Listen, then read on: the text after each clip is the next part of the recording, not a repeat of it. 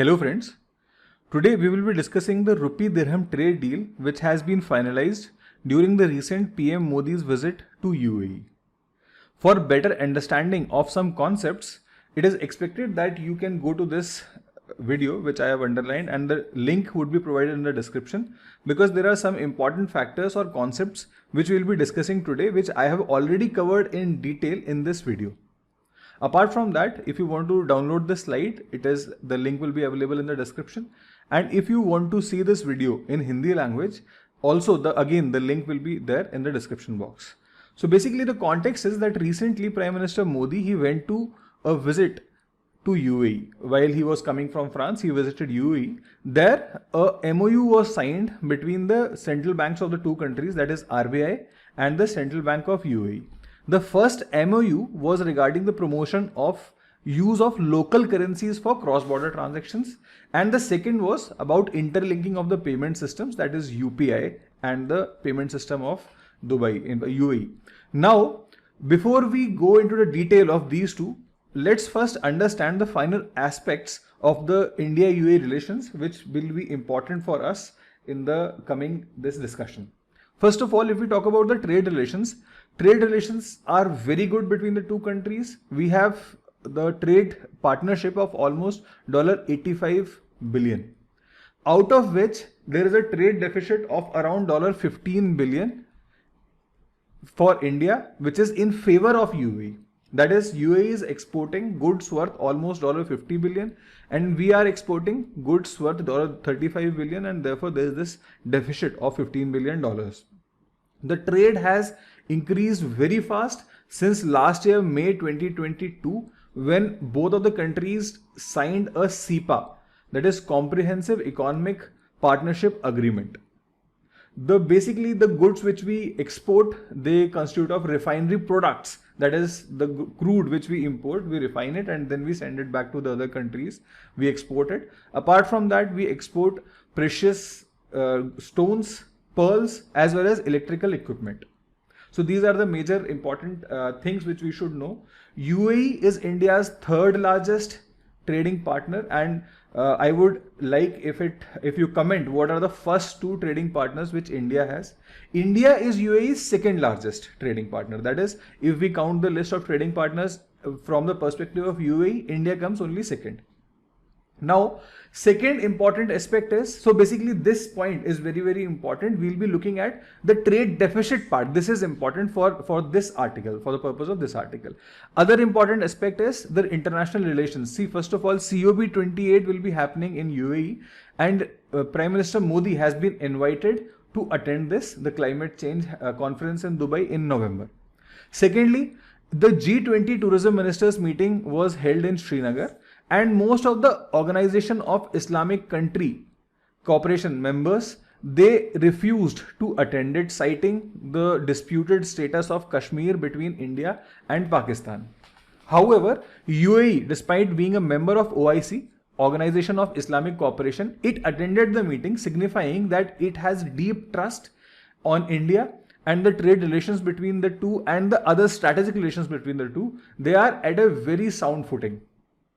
Also, when we talk about, UAE is India's special invitee along with Egypt.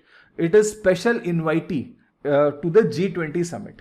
If we talk about the regional groupings, SCO, India is a member and UAE is a dialogue partner as of now. UAE has also applied to BRICS. It wants to be a member of BRICS, and it is counting on Indian support for that. As I already told you, for G20 summit, India has made UAE as a special invitee. So therefore, you can see that both countries are making efforts in the right directions to promote each other and each other's basically strategic interest. Now let us come to the issue at hand, that is local currency settlement system. See, the first of the two MOUs, it is basically aimed at enhancing the use of local currencies, that is the rupee of India and dirham of UAE in the cross-border transactions between the two countries. What do I mean by this? First of all, this transaction, it will cover all the current account transactions and the capital account transactions which are permitted in the respective countries. to know the detail of what do I mean by this, what are current account, what are capital account transactions, you can go to the video which I have already underlined here. This video is there, and the link will be available in the description box also. We have discussed in complete detail what do we mean by current account and capital account transactions. Current account, basically, just in a minute here, current account transactions are what we use for trade. That is, if I want to sell my goods to you, the payment you make to me, that is current account. If I want to purchase something from you internationally, whatever payment I make, that is current account. Sale of goods and services, that is current account. If I want to acquire any kind of assets in your country, that is capital account. Assets can be anything, and that we have covered in this video. Now, secondly, if we do this, then what will happen? See, this MOU, it lets the exporters and importers send invoices in the domestic currencies. What do I mean by that? Right now, let's say I am an exporter. I want to sell my goods to you in UAE. So since till now there was no such mechanism which was existing to trade in the respective currencies, what we used to do was, let's say I am exporting sports goods to you.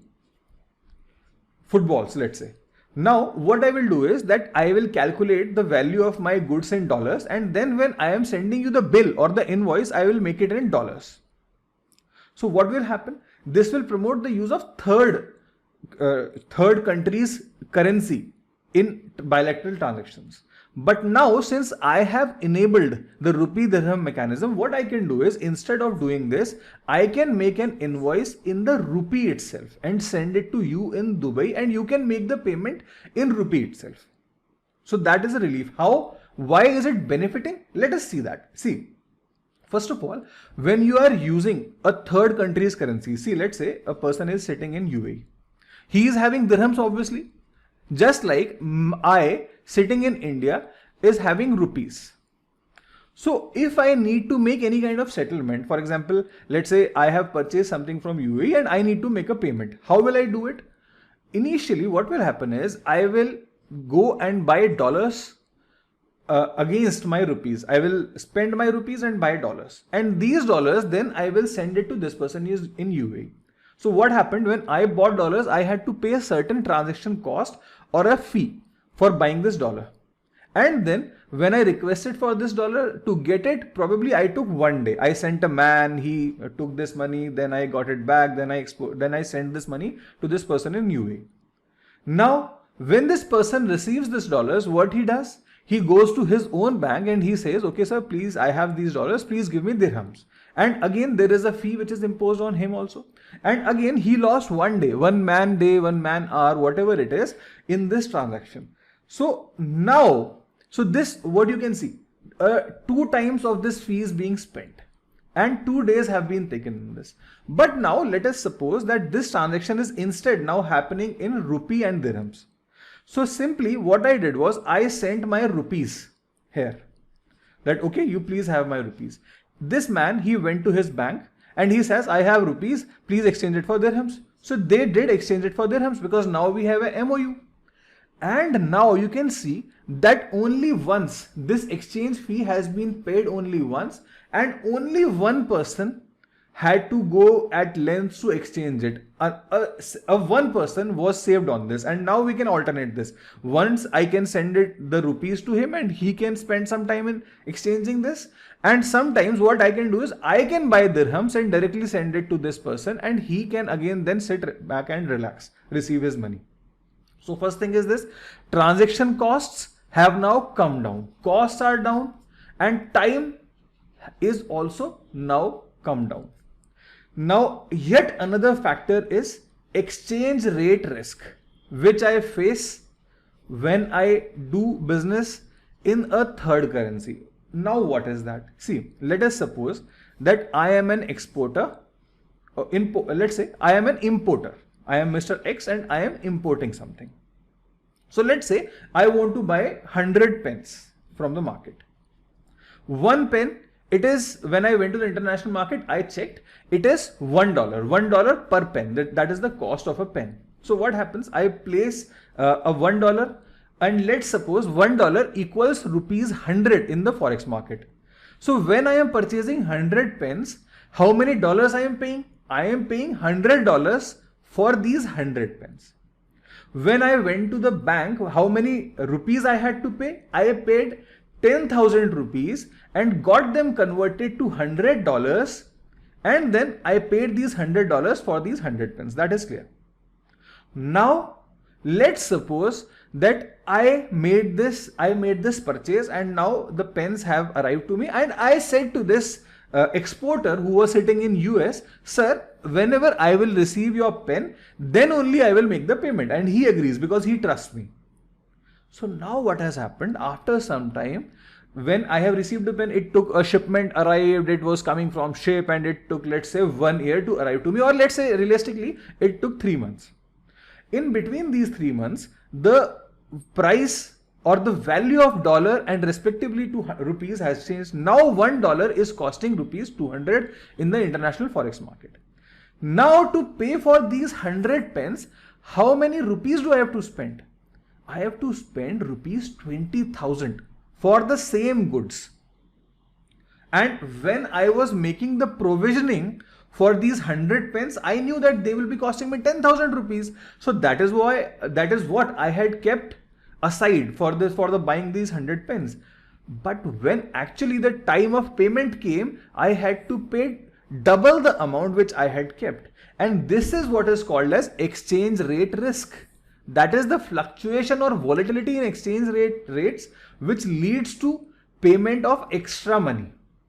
This is what is exchange rate risk. But then if we could actually trade in rupee and dirham, then we are insulated from whatever volatility is happening in the dollars or other currencies like euro or yen or whatever other currency.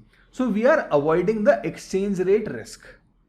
So therefore, yet another feature of this MOU is that this will help develop rupee and dirham exchange market, that rather than seeing to it that what is the value of rupee in dollars, what is the value of dirham in dollars, and then exchanging it, we'll be directly developing a rupee dirham exchange market. We will see to it that okay, 1 dirham is 100 rupees, today it is 90 rupees, tomorrow it is 110 rupees, and whatever. But we don't need to look at the respective dollar prices. Dollar might escalate, dollar might fluctuate, dollar might devalue, it might be whatever happens to it, we don't care, because we have to pay in rupees and dirhams. Apart from that, transaction cost we have already optimized, and settlement time is lesser. So what will happen in this case? Now we don't have to worry about any third factor. So therefore investment will increase. Why? Because the people living in UAE, the investors, they can directly come here and they can invest their own dirhams rather than going to convert it to rupee, the dollars or any other currency. Similarly, remittances would increase. What do we mean by remittance? See, basically remittance refers to money which is sent by the migrants back home. See, what happens is, let's say from Kerala in India, a state in the Kerala state, many migrants, they go to these Gulf countries in the search of employment, and they are employed there. Many people from Kerala and the neighboring states and from other parts of India, they are now residing in the Gulf cooperation countries, and they are basically they are doing employment jobs there. Their families, they have stayed back or residing there, they are residing back in India. So what they do is they send back money to their families for their daily day-to-day activities, their expenditure and all. This money which they send, which the migrants send back home, this is called remittance.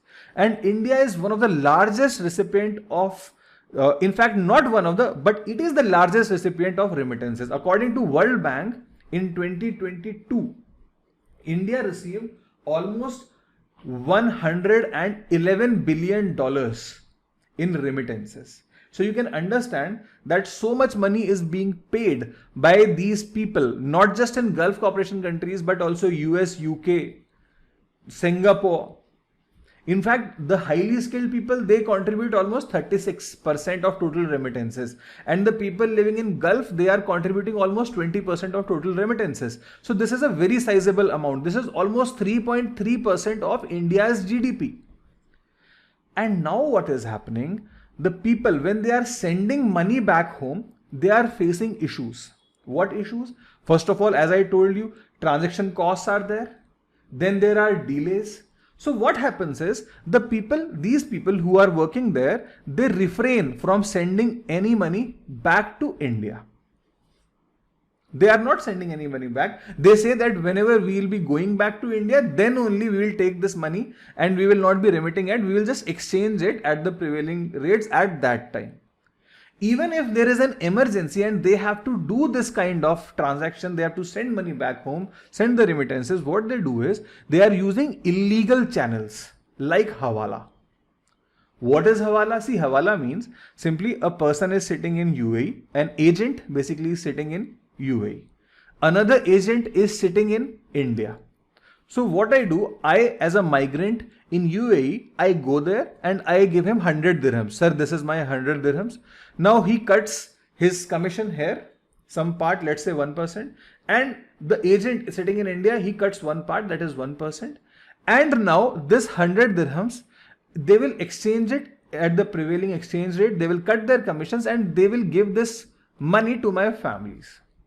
The problem is sometimes these transactions don't go through.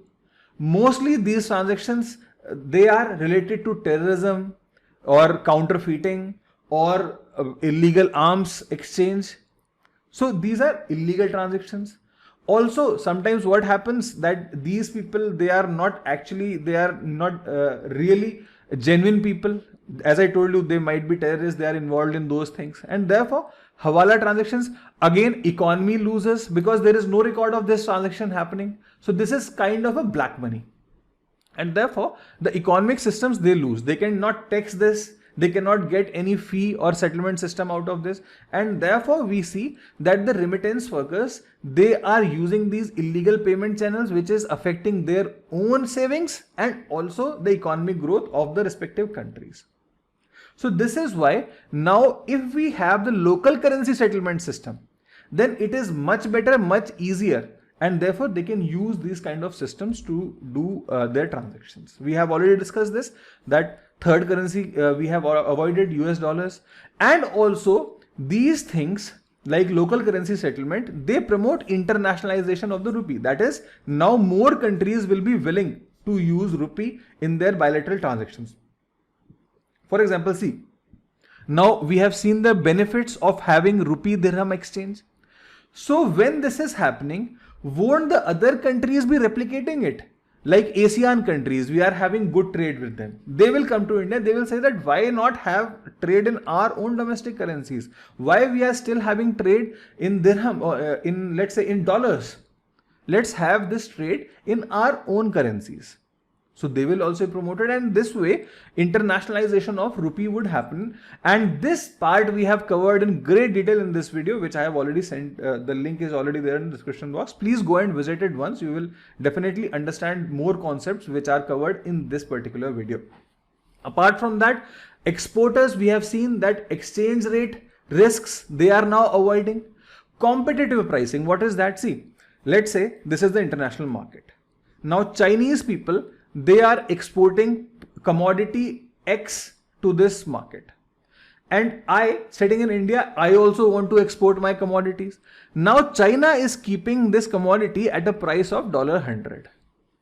Now if I, being Indian, if the quality of both the products is almost equivalent, it is almost same, and let's say that logistics and transaction costs, they are also the same. In that case, and I am keeping my goods at $110, whose goods are more likely to be sold? Obviously China's. Any economic person, any business person will not be thinking about who they are importing it from. They will only think about which is the cheaper option, what is giving them more profit. But if I want to sell my products, what will I do? I will price it at $90, $95, $98 or $99. Then my good will be preferred if it is of the same quality. So that is the point of competitive pricing. Competitive pricing simply means that I price my goods according to my competitors. And if we don't need to see now what is happening, we are spending on the fees, we are spending on the settlement cost, we are spending on the delays, and therefore my prices of my goods are higher. But now since we are settling our transactions in dirham and rupee, therefore I can also be competitive in the pricing of my goods. Next, if the transactions are happening, a large number of transactions, as we move forward, the payment systems, they are now cooperating and the transactions are now improving. So what will happen? Tomorrow, the banking systems, they will have an incentive to open branches in each other's area. For example, State Bank of India, it sees that so many people, they are transferring their money remittances back home. Their accounts are receiving transactions from dirhams, in dirhams, and which is being exchanged. So what it will do is, it will open a bank branch in UAE so that people can use this bank branch to send money back home. They will be having their accounts. The SBI bank branch will be receiving the settlement cost and fees. So therefore, they have an incentive to open bank branches in each other's countries, and banking systems, they cooperate. So these are the benefits of local currency settlement. Second point is interlinking of UPI and IPP. See, now what is UPI? We have this system where we go to a shop, we scan this QR code which is there on GPay, Google Pay, Phone Pay, whatever it is basically a UPI based system. We scan this code, and when we do scan this, we can make the payment from our bank account, irrespective of the bank account of the shopkeeper. So we don't need to worry. My account can be in ICICI Bank and shopkeeper's account can be in SDFC or State Bank, and I can directly pay from my account to this account using this UPI system. And that is what we are linking. From UPI system, we are linking the UAE based IPP, that is instant payment platform. So what we will do is, basically any UPI code can be there, any instant payment platform, that is UPI app, can be there. It can scan this code and then it can make the payment directly from their own UAE bank account. There is no need to have a bank account in India, or you just need to scan this code and you can make the payment directly from the IPP. Similarly, we'll be having card switches, that is Rupee switch and UAE switch. That is my domestic cards, credit cards, which are just now, let's say I have Visa card, I have MasterCard, I have a Rupee card. So Visa and MasterCard, they get their transactions, they are done through dollars. So now I am avoiding it. And again, we have discussed this, that settlement time, it comes down, the fees, it comes down. So ultimately the Rupee transaction which is happening, it is happening through Rupee switch and UAE switch, and my cards, they can be used directly in UAE, and UAE people, their residents cards can be used directly in India. In fact, Indian NPCI, which has created this UPI based system, it is also expanding it. We had a transaction, we had an agreement with Singapore's Pay Now system, which will now be using India's UPI for the payments also. Singapore is also using it. And in fact, we also relaxed this system for the people from 10 countries, that is non-resident users, non-resident Indians, NRIs, who are having international phone numbers. Their phone numbers, they can now use to pay UPI, and people from Singapore, Australia, Canada, Oman, Qatar, US, Saudi, UAE, UK, Hong Kong, the people who are living there, non-resident Indians, their international phone numbers can be used to make payments in UPI also. So we are trying to onboard more and more people, and therefore we are seeing to it that more people are using our these UPI and other payment systems. And again, we are facilitating remittances, which we have already talked about in the earlier section. Now let us see some other aspects. See, when we were discussing the internationalization of rupee, we saw to it that Russia refused to do trade in rupee ruble trade. Why? Because it said that we are not importing anything from India, and therefore whatever payments are made in rupees, they are not of any use to us. We cannot buy anything by the rupee. Therefore they refused. They said that you can use Chinese yuan also, you can use any other currency which is usable to us. So now when we talk about this trade deficit, we are also having a trade deficit of $15 billion with UAE. So what do we do now? Tomorrow this situation might arise with UAE also. So there what we have planned is, RBI suggested that instead of just buying goods and services, UAE residents who have rupees, they can invest in India. So what will their benefit be? They will be getting profits. They will be getting interest rates if they give grants or loans in India, not grants but loans in India. And what is Indian interest? India will get more investment and therefore more economic growth. So either they have this option to invest in India, or if they do not want to invest, they have another option, that is being the currency entry pot. What is entry pot? Entry pot is basically a middleman. Entry pot, ports are also there. What is the entry pot port? See, India and Pakistan, they are not having any trade. So if they want to exchange goods, what they do? India exports these goods to Dubai. From Dubai, these goods are then exported to Pakistan. Similarly, Pakistan, it wants to export something, export to Dubai, and then it goes to India. Similarly, entry pot currency, what it means? That Russia, it wants something, it will export its money to let's say the UAE, and from UAE, the money will be paid to India. India wants something, you pay to UAE in dirhams, and Russia can then exchange dirhams with rubles. So this is what are the options. Either you can make investments, or you can use third country like UAE to make payments to Russia and other countries. Now another aspect, that de-dollarizing. Now when the UAE officials were asked that do you want to de-dollarize, that is stop the use of dollars in international trade, they said that we have no such idea. We are not doing anything to hurt any third country. We are only using better mechanisms for bilateral trade. So as of now, there is no point of de-dollarizing. Yeah, it may happen in the long term, which is a good thing for international trade. But the major point is that all this thing, it will depend on the extent of adoption. That is, the businesses, if they give cold shoulder to this deal, then nothing is going to happen.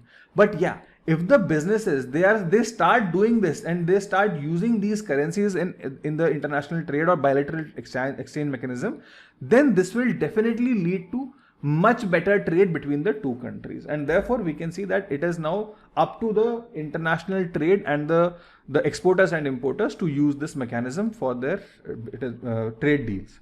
So this is what are the major financial aspects of this. If you like this video, please like, share and subscribe. And thank you for watching the video.